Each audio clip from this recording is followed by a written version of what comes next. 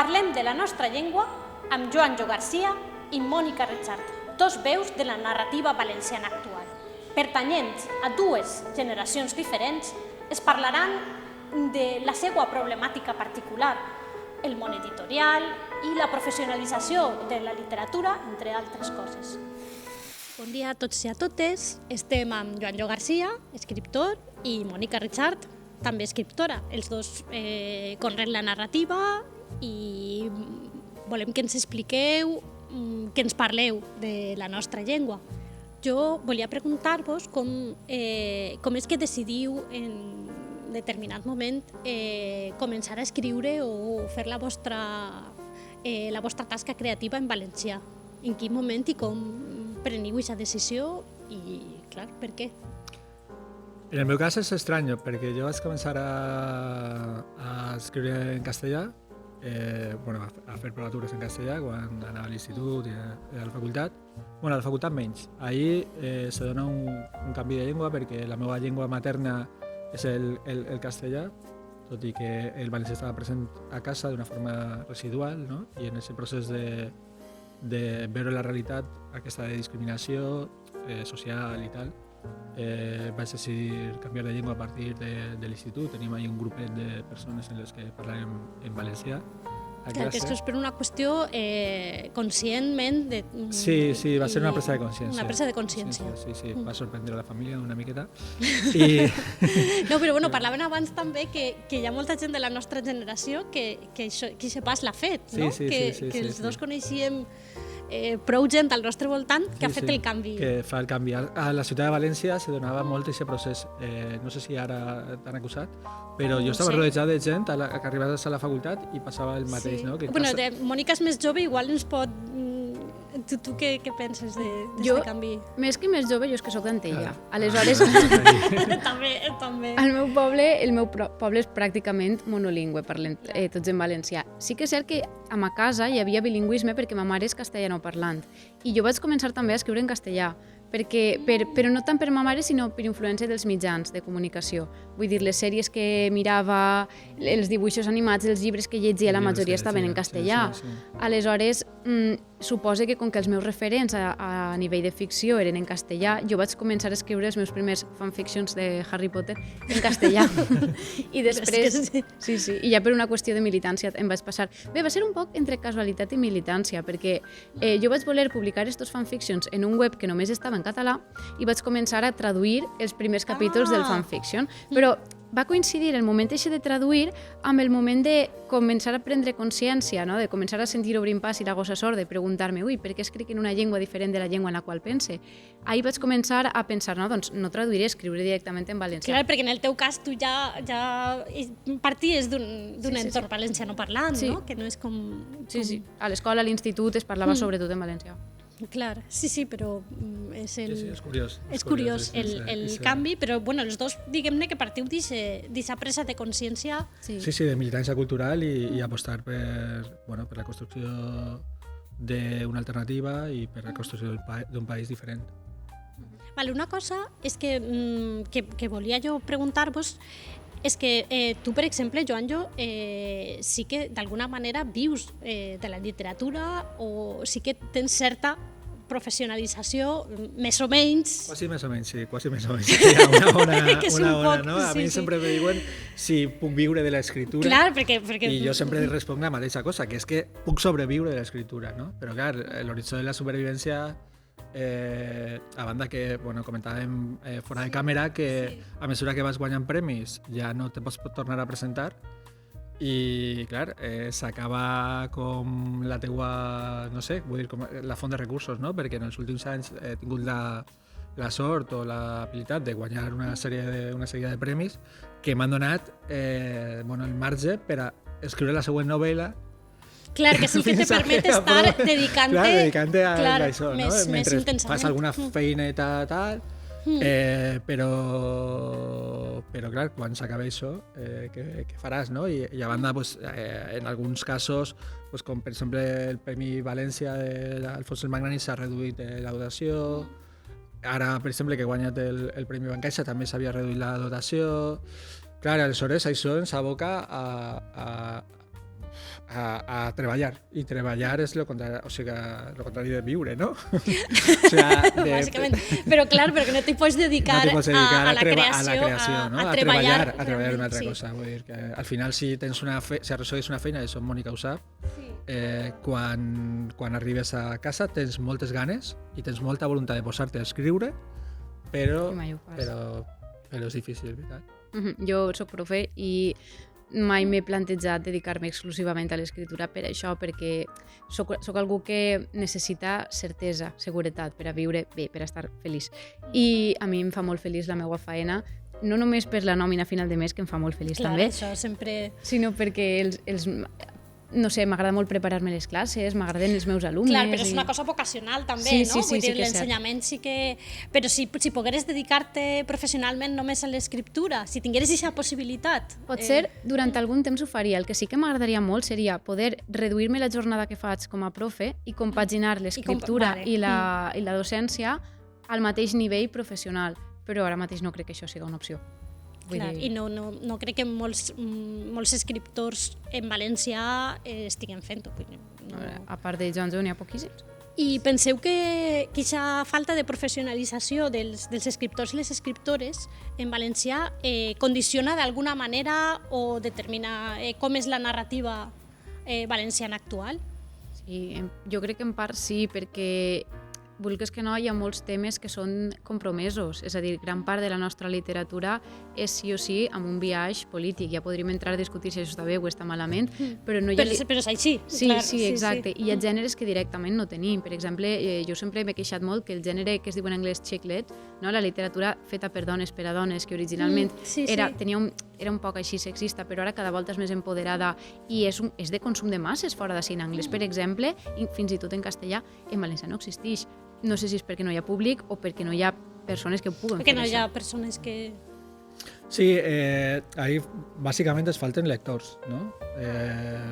I crec que hem de fer, si alguna cosa es correspon, perquè al final també la reflexió que sempre faig és que jo no sé si vull viure de la literatura o el meu compromís polític va més enllà, no? Vull dir que al final te dediques a la literatura també com una forma de compromís polític i d'apostar per una societat i per altres coses. Llavors, crec que la nostra generació la responsabilitat és buscar nous lectors, no? I fer novel·les atractives, que engresquen, que tinguen un missatge diferent al que tenien potser fa 20 anys, no? Que siguin, no sé... A mi, per exemple, la proposta de Mònica de Violeta i el llop m'agradava molt perquè era un tema molt actual, no? Vull dir, el paisatge era a Anglaterra, no? Vull dir que els personatges eren molt creïbles, els parlava de tu a tu a la generació jove, no? No es parlava dels moriscos o de coses de novel·la històrica que jo sempre defenso que podíem ja deixar ese costat, no? Del segle d'or, de no sé què, no sé. Sí, com connectar amb el lector actual, no? Com el que ja ha dit de la checklist. De coses que en papers que se poden sentir representats, no? Ara que dius això, un altre estereotip que jo crec que hem d'abandonar a banda de la novel·la històrica és el típic personatge home valencià, és a dir, doner, bevedor, fumador i groller. Vull dir, això és una cosa que em molesta moltíssim, que molts autors valencians repliquen este personatge una i altra volta. Dius, mira, sí, a Ferran Torrent li va funcionar, però ja està, innova. Això, ja que m'has fet abans tu la pilota, ara te la faig jo tu. Això és una de les coses que m'agraden de com escriu Joanjo, que fa personatges masculins que no són l'estereotip d'home valencià. Que dius, gràcies, per fi. Això és una cosa de veres que he trobat en pocs autors homes valencians. Joanjo, Guillermo Colomer, en la novel·la esta que ha publicat que va guanyar el Lletraferit, també veus personatges que van un poc, bé, no en tots els sentits, però van un poc més enllà, tenen un poc més de profunditat, i dius, ja era hora que algú farà personatges masculins tridimensionals, no? Que no tingueren les dues dimensions de buscar la mamella i buscar la botella. Sí, això també és important, perquè al final jo crec que aquesta literatura ha creat un estereotip, com deia Mònica, que ha tingut cert èxit i fins i tot ha tingut èxit més enllà de les nostres fronteres, i aleshores ens ha inoculat, però ens ha inoculat que som així, no? Que els valencians som malfeiners, som desordenats, Alguns ja, Però hi ha de tot. Ja tenim dies, no? Clar. Però jo crec que Però com el cliché valencià. Sí, es tracta com un poble poc ambiciós, no? Societat Valenciana, que era la trilogia aquesta de Ferran Torrent, Societat Limitada. Limitada. Tenia esa representació perquè al final la literatura condiciona, crea models i crea realitats, no? I jo crec que estava creant una... O sigui, ja és insuportable, perquè al final molts consumidors busquen això i crec que és perjudicial. Sí, cansa. Sí. Clar, i potser no connecta amb els nous lectors, que hem dit que és important sumar lectors, sobretot entre la gent jove. Què penseu que se pot fer des de vosaltres, des de la literatura o des d'altres àmbits? Què podem fer per a atraure a aquests nous lectors i que ho facin en valencià, clar? Por ahí hi ha un problema, que és què podem fer per a que la gent llegisca primer. Clar, això ja... Sí. Per a que la gent llegisca literatura, perquè estem en un moment en què el llibre ha perdut importància. Sí, clar. Aleshores, com enganxar a la lectura és una resposta que va més enllà del que podem fer nosaltres. No? Jo crec que és un compromís des de l'escola, els instituts, les institucions, les empreses públiques, vull dir, no sé, ara per exemple l'MT ha fet el tema de les campanyes aquestes de contes, no? Que era com un experiment interessant, i jo crec que hi ha altres empreses que s'hi podrien sumar, no? Vull dir que al final és tan fàcil com allò d'agafar un tovalló i que hi hagi un poema escrit, no? Dels tovallons en paper d'un bar, no? De qualsevol bar. I que estiga en la nostra llengua, això seria... Jo sóc molt aficionat als sobres de sucre. Clar, que tinguérem els nostres sobres de sucre en valencià, però que tingueren els tovallons amb poemetes o amb trossos de... Sí, clar, que en castellà ja en molts puestos estan. Vull dir que la literatura es farà més present en la societat, no? Que al final tenim un... I no és un reclam personal, no? Jo crec que ara el que dirà Mònica també anirà no és que vulguem dir coses a la societat, que jo crec que les tenim per a dir, però vaja, va més enllà d'això. Crec que la literatura en general ens ajuda, no?, a créixer i hauria d'estar més... Sí, jo crec que en aquest sentit en les escoles i en els instituts, en alguns s'està fent un treball molt bo. Vull dir, jo estic radicalment en contra de la lectura obligatòria amb examen i és una manera de fer que els xiquets no vulguin llegir. Al final, el que estàs condicionant és que és el que em va passar a mi. Jo no vaig estudiar filologia perquè jo deia que a mi no m'agradava la literatura. Jo, que m'amagava per llegir Harry Potter a classe. Clar. Vull dir que jo estava parlant, la mestra i estava llegint baix de la taula, però jo deia que a mi la literatura no m'agradava perquè la manera com m'havien ensenyat a mi la literatura de llitges la Celestina a casa i vens i aboques paraules en un examen, això... Si no motivava a mi, que m'agradava llegir, com havia de motivar els xiquets que no llegien. I en canvi ara s'estan fent iniciatives molt més originals. Jo he portat això, que és un quadern que recull les experiències que vam fer en l'Institut Hort de Feliu d'Alginet, els xiquets i xiquetes de primer de batxillerat que van llegir Violeta i el llop amb la seva profe el curs passat. I el que va fer ella va ser un treball a través d'Instagram. Aleshores, relacionar les xarxes socials amb la lectura és una cosa que es motiva bastant i no és tan complicat de fer realment. Clar, exigís que t'involucres més que un examen de lectura, que preparar 4 preguntes i demanar que contesten, però funciona i veies que havia creat una resposta emocional en els xiquets i de fet a la xica que ho va fer, a la professora que ho va fer, li han donat un premi per una menció per aquest treball. Vull dir que són coses que s'estan fent. El que passa és que encara, per desgràcia, el model hegemònic de com es treballa la lectura als centres és llegeix este llibre i jo et faig un examen. I això acaba tirant més enrere de... Però hi ha molta gent jove que llegís, igual que tu llegies el Harry Potter i altres coses, també... Els xiquets lligen, el que passa és que no lligen llibres. Vull dir, jo quan vaig començar a treballar en educació va ser a secundària i recorde que els vaig fer als xiquets la pregunta de... els vaig fer un test i havien de dir si eren poc lectors, molt lectors, i una xiqueta em va posar molt lectora. I vaig dir, molt bé, i en la següent pregunta era què lliges? I em va contestar los whatsapps.